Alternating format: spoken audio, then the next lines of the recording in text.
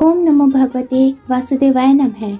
हर साल अश्विनी माह के कृष्ण पक्ष की अष्टमी तिथि को जितिया व्रत किया जाता है। धार्मिक मान्यता है कि इस व्रत को करने से संतान तेजस्वी और ओजस्वी होती है, साथ ही जीवन में सभी कार्यों में सफलता प्राप्त होती है। नवविवाहित महिलाएं भी संतान प्राप्ति के लिए जितिया व्रत रखती हैं। इस व्रत को जीवित पुत्रिका व्रत के नाम से भी जाना जाता है। इस दिन माताएं अपने संतान की लंबी उम्र और स्वास्थ्य के लिए निर्जला व्रत रखती हैं। इस दिन सूर्य देव को अर्घ्य दिया जाता है। इस बार अष्टमी तिथि 2 दिन की पड़ रही है, इसलिए लोग इस व्रत की तिथि को लेकर काफी कंफ्यूज हैं। आइए जानते हैं कि जितिया व्रत इस साल किस दिन रखा जा रहा है। आप सभी को जितिया व्रत की हार्दिक शुभकामनाएं। इस बार अश्विनी माह के कृष्ण पक्ष की अष्टमी तिथि 24 सितंबर को दोपहर 12:38 से प्रारंभ होकर 25 सितंबर को 12:10 तक है। इसलिए जितिया का व्रत 25 सितंबर को ही रखा जाएगा। हमारी सनातन संस्कृति में व्रत का विधान हमेशा ही उदया तिथि के अंदर ही करना बताया गया है। इस व्रत में भगवान श्री गणेश, माता पार्वती और शिव जी की पूजा इम्तिहान के साथ ही व्रत कथा भी सुननी चाहिए। इसकी पूजा शिव जी को प्रिय प्रदोष काल में करनी चाहिए। व्रत का पारण दूसरे दिन अष्टमी तिथि की समाप्ति के पश्चात किया जाता है। आज हम आपको जितिया व्रत की 3 कहानियाँ सुनाने वाले हैं। अपनी अपनी परंपरा के अनुसार जो कथा आपके यहाँ पढ़ी जाती हो या सुनी जाती हो, आप उसे सुन सकते हैं। इसमें पहली कहानी सियारनी वाली है, दूसरी जीमूतवाहन राजा की और तीसरी भगवान श्री कृष्ण से जुड़ी कथा है। जीवित पुत्रिका व्रत में चिल्हो सियारों की एक कथा भी सुनी जाती है। वह संक्षेप में इस प्रकार से है। एक वन में सेमर के पेड़ पर एक चील रहती थी। पास की झाड़ी में एक सियारिन भी रहती थी। दोनों में खूब पड़ती थी। चिल्लो जो कुछ भी खाने को लेकर आती, उसमें से सियारिन के लिए जरूर हिस्सा रखती। सियारिन भी चिल्लो का ऐसा ही ध्यान रखती। इस तरह दोनों के जीवन आनंद से कट रहे थे।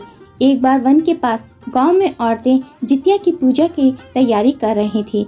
चिल्लो ने उन्हें बड़े ध्यान से देखा और अपनी सखी सियारों को भी इस बारे में बताया। फिर चिल्लो सियारों ने तय किया कि वे भी यह व्रत करेंगी। सियारों और चिल्लो ने जितिया का व्रत रखा। बड़ी निष्ठा और लगन से दोनों दिन भर भूखे प्यासे रहे, मंगल कामना करते रहे और व्रती रहे। मगर रात होते ही सियारिन को भूख प्यास सताने लगी। जब बर्दाश्त न हुआ तो जंगल में जाके उसने मांस और हड्डी पेट भरकर खाया। चिल्लो ने हड्डी चबाने के कड़कड़ की आवाज सुनी तो पूछा कि यह कैसी आवाज है। सियारिन ने कह दिया, बहन, भूख के मारे पेट गुड़गुड़ा रहा है, यह उसी की आवाज है। मगर चिल्लो को पता चल चुका था। उसने सियारिन को खूब लताड़ा कि जब व्रत नहीं हो सकता था तो संकल्प ही क्यों लिया था। सियारिन लजा गई, पर सियारिन का व्रत तो भंग हो चुका था। चिल्लो ने रात भर भूखे प्यासे रहकर व्रत को पूर्ण किया। अगले जन्म में दोनों मनुष्य रूप में राजकुमारी बनकर सगी बहनें हुईं। सियारिन बड़ी बहन हुई और उसकी शादी एक राजकुमार से हुई। चिल्लो छोटी बहन हुई, उसकी शादी उसी राज्य के मंत्री पुत्र से हो गई। बाद में राजा और मंत्री दोनों के घर ही संतान उत्पन्न हुई। रानी बनी सियारिन के जो भी बच्चे पैदा होते वे मर जाते, जबकि चिल्लो के बच्चे स्वस्थ और हट्टे कट्टे रहते थे। इससे उस सियारिन रानी को जलन होने लगी। एक दिन उसने चिल्लो के सभी बच्चों का सिर कटवाकर डब्बे में बंद करा दिया, पर वह शीश मिठाई बन जाती और बच्चों का बाल तक बांका न होता। बार बार उसने अपनी बहन के बच्चों और उसके पति को भी मारने का प्रयास किया, पर सफल न हो सकी। आखिरकार दैव योग से उसे भूल का आभास हुआ। उसने क्षमा मांगी और बहन के बताने पर जीवित पुत्रिका व्रत विधि विधान से किया तो उसके पुत्र भी जीवित रहे।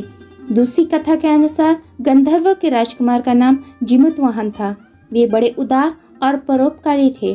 जीमूतवाहन के पिता ने वृद्धावस्था में वानप्रस्थ आश्रम में जाते समय इनको राज सिंहासन पर बैठाया, किंतु इनका मन राजपाट में नहीं लगता था।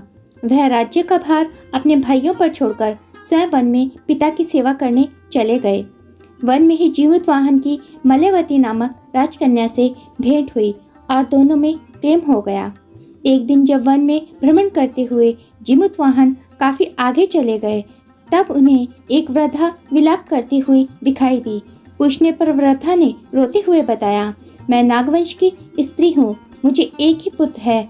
पक्षीराज गरुड़ के कोप से मुक्ति दिलाने के लिए नागों ने यह व्यवस्था बना रखी है कि वे गरुड़ को प्रतिदिन भक्षण हेतु एक युवा नाग सौंपते हैं। आज मेरे पुत्र शंखचूड़ की बलि का दिन है। आज मेरे पुत्र के जीवन पर संकट है और थोड़ी देर बाद ही मैं पुत्र विहीन हो जाऊंगी। एक स्त्री के लिए इससे बड़ा दुख और क्या होगा कि उसके जीते जी उसका पुत्र ना रहे। जीमूतवाहन को यह सुनकर बड़ा दुख हुआ। उन्होंने उस वृद्धा को आश्वस्त करते हुए कहा, डरो मत, मैं तुम्हारे पुत्र के प्राणों की रक्षा करूंगा। आज उसके स्थान पर स्वयं मैं अपने आप को उसके लाल कपड़े में ढककर वध्यशिला पर लेटूंगा ताकि गरुड़ मुझे खा जाए पर तुम्हारा पुत्र बच जाए। इतना कहकर जीमूतवाहन ने शंखचूड़ के हाथ से लाल कपड़ा ले लिया और वे उसे लपेटकर गरुड़ को बलि देने के लिए चुनी गई वध्यशिला पर लेट गए। नियत समय पर गरुड़ बड़े वेग से आए और वे लाल कपड़े में ढके जीमूतवाहन को पंजे में दबोचकर पहाड़ के शिखर पर जाकर बैठ गए। गरुड़ ने अपनी कठोर चोंच का प्रहार किया और जीमूतवाहन के शरीर से मांस का बड़ा हिस्सा नोच लिया। इसकी पीड़ा से जीमूतवाहन की आंखों से आंसू बह निकले और वह दर्द से करहाने लगे। अपने पंजे में जकड़े प्राणी की आंखों में से आंसू और मुंह से करहा सुनकर गरुड़ बड़े आश्चर्य में पड़ गए, क्योंकि ऐसा पहले कभी न हुआ था। उन्होंने जीमूतवाहन से उनका परिचय पूछा। जीमूतवाहन ने सारा किस्सा कह सुनाया कि कैसे एक स्त्री के पुत्र की रक्षा के लिए वह अपने प्राण देने आए हैं। आप मुझे खाकर अपनी भूख शांत करें। गरुड़ उनकी बहादुरी और दूसरे की प्राण रक्षा के लिए स्वयं का बलिदान देने की हिम्मत से बहुत प्रभावित हुए। उन्हें स्वयं पर पछतावा होने लगा।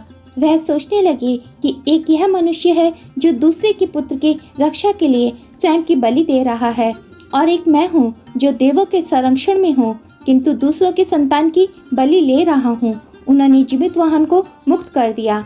गरुड़ ने कहा, हे उत्तम मनुष्य, मैं तुम्हारी भावना और त्याग से बहुत प्रसन्न हूँ। मैंने तुम्हारे शरीर पर जो घाव किए हैं उसे ठीक कर देता हूँ।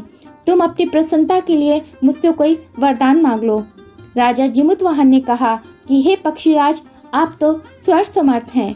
यदि आप प्रसन्न हैं और वरदान देना चाहते हैं तो आप सर्पों को अपना आहार बनाना छोड़ दें। आपने अब तक जितने भी प्राण लिए हैं उन्हें जीवन प्रदान करें। गरुड़ ने सबको जीवन दान दे दिया और नागों की बलि न लेने का वरदान भी दिया। इस प्रकार जीमूतवाहन के साहस से नाग जाति की रक्षा हुई।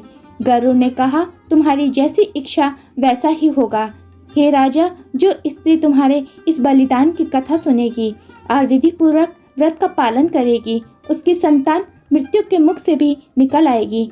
तब से ही पुत्र की रक्षा हेतु जीमूतवाहन की पूजा की प्रथा शुरू हो गई। यह कथा कैलाश पर्वत पर भगवान शंकर ने माता पार्वती को सुनाई थी। जीवित पुत्रिका के दिन भगवान श्री गणेश, माता पार्वती और शिव जी की पूजा एवं ध्यान के साथ इस कथा को सुनना अति फलदायी माना जाता है। जित्या व्रत की तीसरी कथा महाभारत काल से जुड़ी हुई है। महाभारत युद्ध के बाद अपने पिता की मृत्यु के साथ ही अश्वत्थामा बहुत ही नाराज था और उसके अंदर बदले की आग तीव्र थी, जिसके कारण उसने पांडवों के शिविर में घुसकर सोते हुए 5 लोगों को पांडव समझकर मार डाला था।